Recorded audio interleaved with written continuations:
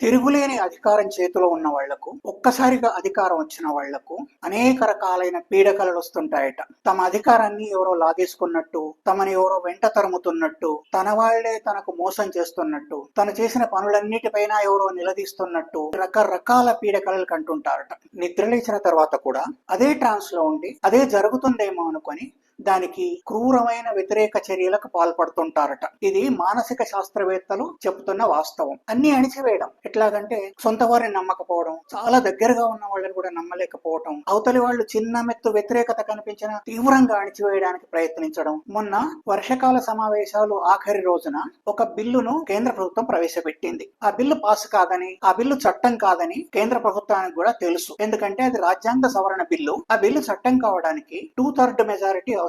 అంత మేర ఎన్డీఏ ప్రభుత్వానికి మద్దతు లేదు. అత్యవసర బలంతోనే కేంద్ర ప్రభుత్వం కొనసాగుతోంది. బిల్లు ఏమిటంటే